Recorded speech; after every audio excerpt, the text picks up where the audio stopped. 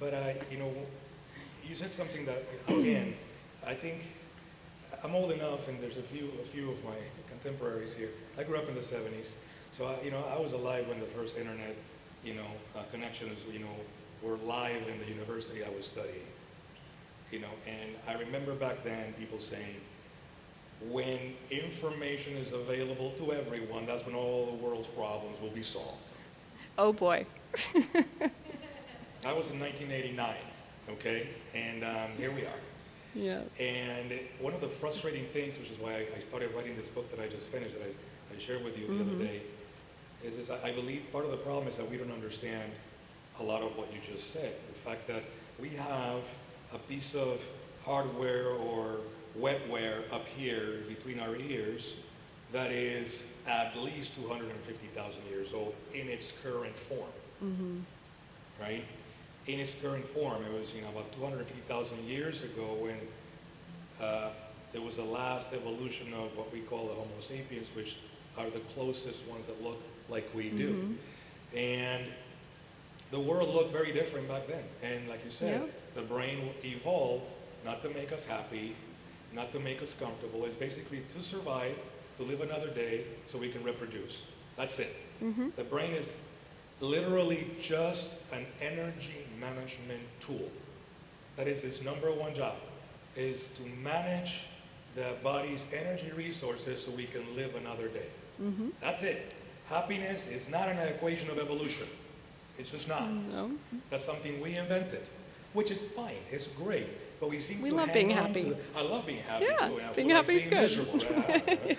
But it's like we've departed from that, and understanding it actually empowers us, right? So, it's.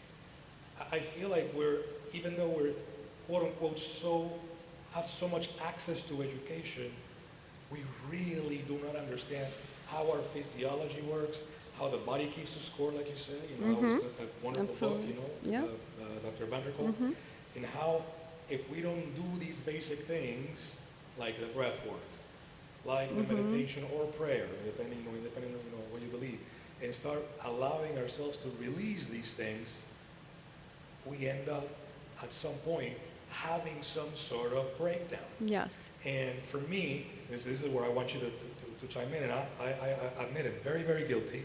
It wasn't until very recently that my education brought me to a very hard slap in the face that things like anxiety, things like depression, is not just somebody being weak, right? I mean, I grew up with that, and that was the model that I was taught. Oh, that person is just weak, or that person doesn't know how to, or they don't believe in God enough, right? That's why they're going through that. When in reality is our physiology, our psyche. We're experiencing anxiety because of A, B, C, D, E, and depending on who you are, it may be all the way through Z, right? So can you expand on that? Because I think that's so important that people realize that it's not people being weak. It's in reality, if you zoom out enough, it's no different than having a liver that's not functioning properly. I will let you. Yes, and I mean, we could talk all night about this. And so I see it all the time in my office. There's so much shame and guilt around what someone's feeling. I think we're starting to move away from that, and as we're talking more about mental health and the system, everything, the way that we run things, it is really a huge cause for us feeling these things sometimes. Yes, there's survival with the brain and how the brain works, and studies show that being out in nature for 20 minutes can lower your cortisol levels by like 10 to 15%. Being out in nature. So even things like stillness, and this goes. So now this ties back into the constant stimulation and getting things right away. Like I can go on Amazon right now, get my phone, and have something delivered here before we're done.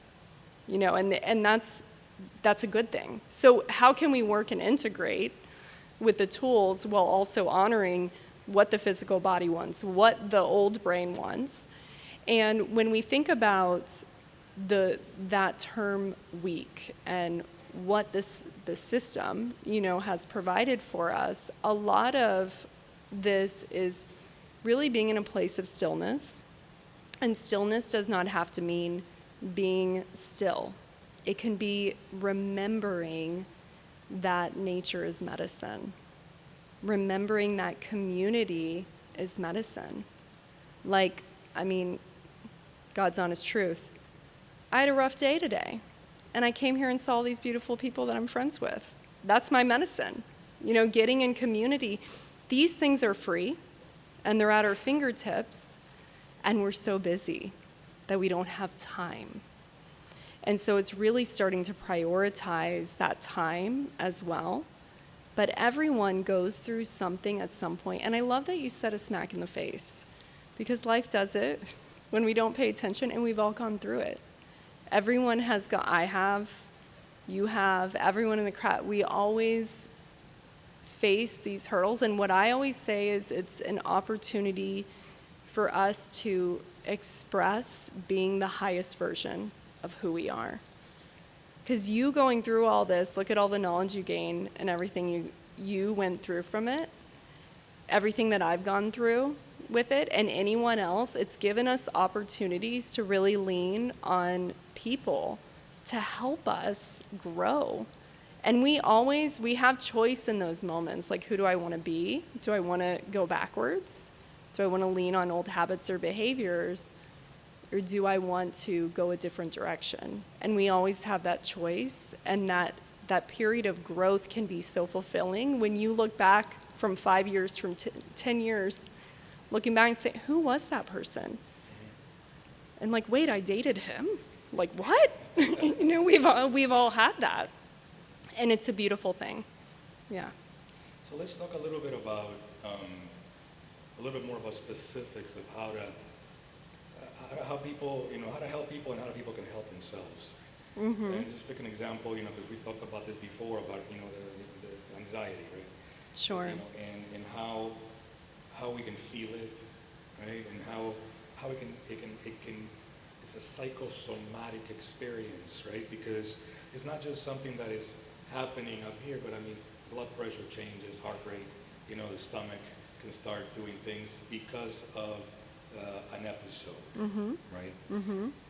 In addition to some of the things that you've mentioned, which are obviously very important, like being quiet, like being in community, what are some of the new things that people can do or people have access to that maybe weren't available 20, 30 years ago to deal with those moments when you're just feeling like it's coming? Because you can feel it. Your body is trying to tell you, hey, mm-hmm. it's coming, right? And in the past, you just don't have the tools, so you just succumb to it, yeah. right? But now there's things that we can do, right? What are some of those things?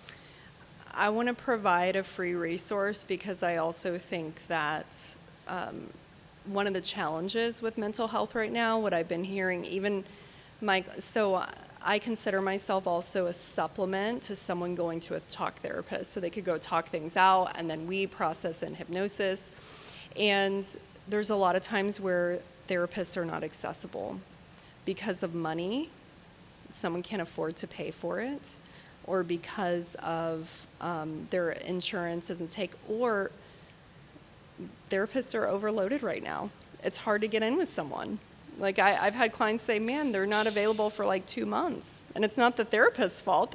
But everyone this is the part of normalizing.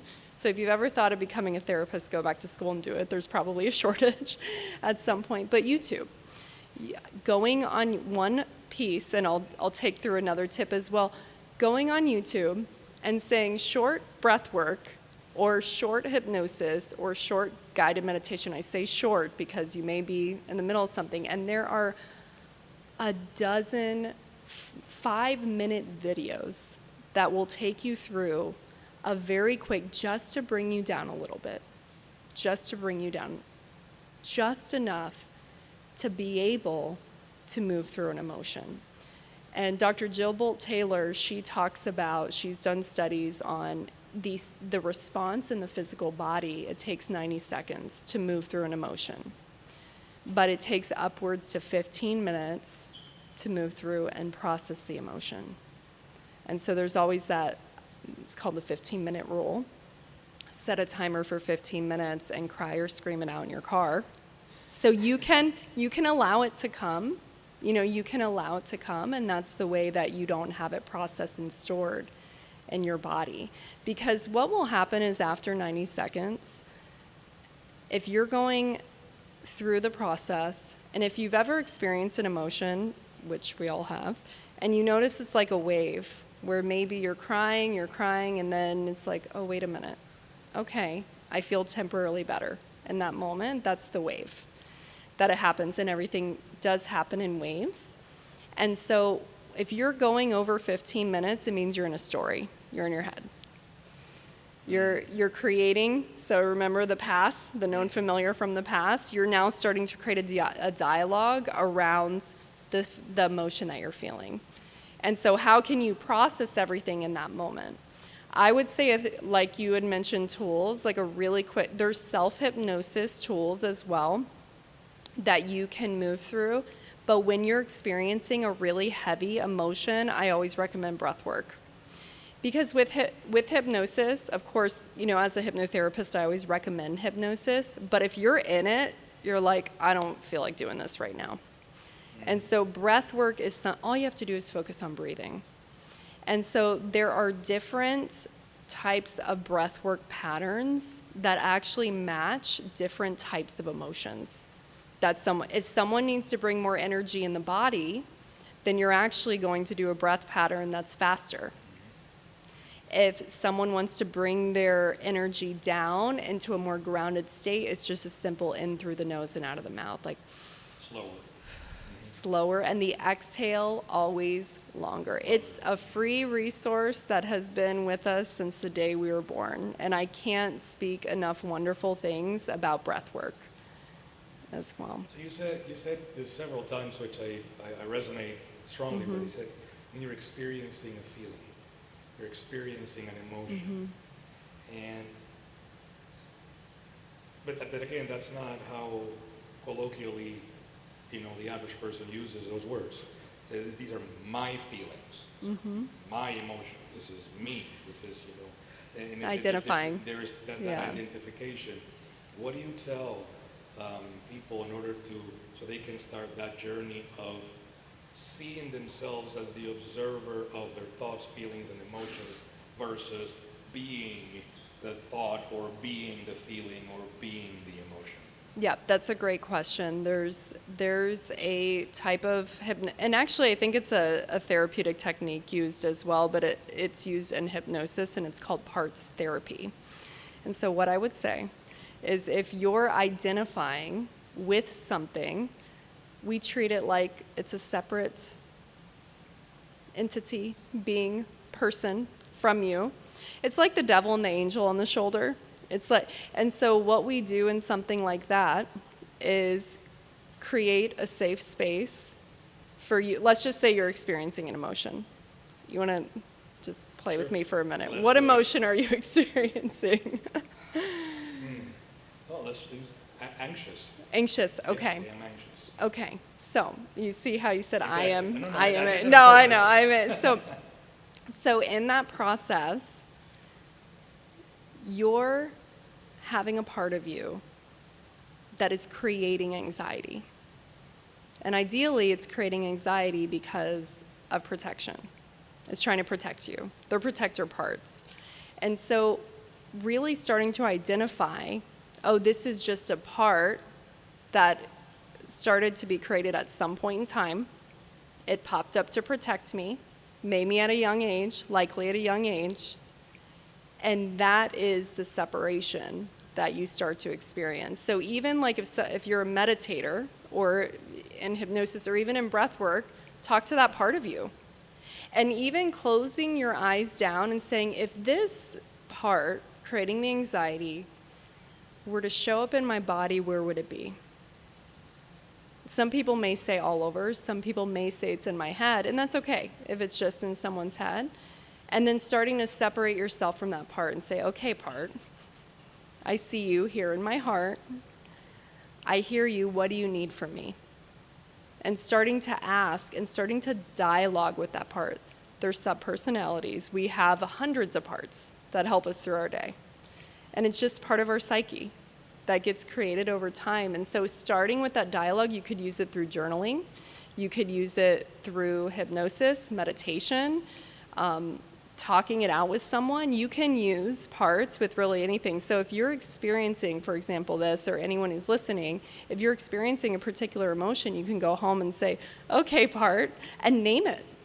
Give it a name. Mine is always Susie. I don't know why I always name my parts Susie. It just sounds like a name I would use for certain parts. But begin to name the part and love it because it wants to be seen. What we often do is we try to run from those emotions, but they're here to help us. And they create a behavior. And the behavior is just from the emotion that we're feeling.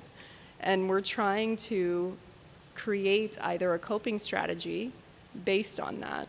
So being able to start with that can give you some tools to work with in the future as well. Well, I'm definitely doing it wrong because I haven't named mine yet. Oh, you. And I don't do 15 minutes, I only do 5.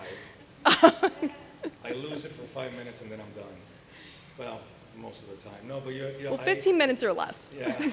Dr. Nicole Rivera wrote a book called The Holistic Psychologist. She talks about Oh, yeah. Yep. naming, and she herself has like 15 people she's named. Now, like, how do you keep track? It's like, which one are you talking to at this point?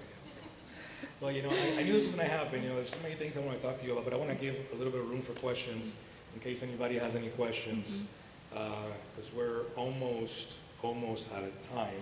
Anybody from the crowd, any questions for Shannon? Please. I'll repeat it over here. Oh, okay. So what's the point at which you feel like you're finished in a therapy sort of context? Is there like a signal or like a sense or a feeling the person has? Just what I'm curious about that. So for those online, the question is at what point do you feel like the therapy finishes? Is there a sense of completion from a particular therapeutic approach? Well, that's a great question. I always love to say the work is never done. And if someone's coming in with a particular goal, and the goal is something that can be measured. So the way that we measure a goal is if someone comes in saying, well, how do you want to look and feel and be by the end of our work together? And if we can prove that, and the only way to do it is test it, go out in the world, look, feel, and be. And if they're feeling that, whatever that particular goal is for that person, I want to feel more peace in my life. I want to sleep at night. And there's some goals that are more measurable, of course, like I want to have a good night's sleep versus I want to feel more peace versus I want to feel happier in my relationship. Those are much easier to measure, but it's really up to that person and how they're feeling within that process. So there's some things that can be measured and some it's based on that person, but ideally a big goal is that they come in and leave feeling way better than when they originally came in. So, yeah. What do you tell people to say, I just want to be happy? Oh, we do. We get more specific than that. What would that look like and feel like? How would you act every day? How would you respond to your kids? How would you even spend your money? Like, what behaviors every single day? We have to find ways to understand, because I could say I just want to be happy, and then I'm going to find another thing to be unhappy about. Because, again, we're survival creatures. Any other questions? Yes, Glenn. Okay, at the very beginning, you made reference to an acronym, NLP. It was when you were discussing the subconscious mind and the nervous system or the extended mind. What does the acronym stand for? Neurolinguistic programming. Yeah, so neurolinguistic, which a lot of people mix it up with it's like a software program. Natural language processing, yes. Neurolinguistic programming, so when when we're working together, it's certain language patterns and techniques that are very hypnotic in nature. And like if you're familiar with Tony Robbins, all he does is NLP. His type of work is all of his interventions that he does are NLP related as well. Yeah. Neurolinguistic programming. You're welcome. Great question. Any other questions? So what would you like to leave? Again, 3 thoughts. 3 thoughts on, improving mental health, and giving yourself some grace, because we are just a special type of primate navigating through a world that doesn't look anything like what the world looked like when our brains were developed. So we have to give ourselves some grace. How do you leave the crowd with 3 things that they can do in order to enjoy life a little bit more? Yeah, great question. So, oh my gosh, there's so much. One of them is you're not alone. You're never alone. What I notice in my office is that a lot of people come in, especially phobias, that you feel like this is a weird thing, people say this is something that's weird, and it's very common. And I always say, if I could get everyone in a room together who are experiencing the same types of things, maybe we'll do that in the future, I don't know, but you'll see that we're all walking this life together and that you're never alone, and to seek help in whatever capacity works for you, whether it be talk therapy, whether it be going to a really good coach, whether it be going to groups or retreats or hypnotherapy, or any acupuncture. There's so many, YouTube. If you're like, I'm not ready to get out there yet, there's so many different resources that are available that can be helpful. The second thing is, a lot of times when we're experiencing emotions, it's because it's our nervous system. It's dysregulated. All dysregulated means is that it's in fight, flight, freeze, appease, all the things related to the nervous system. You can heal your nervous system through techniques like meditation, breath work, heart-brain coherence techniques, hypnosis. There are many tools. It doesn't matter what someone has been through. You can regulate your nervous system.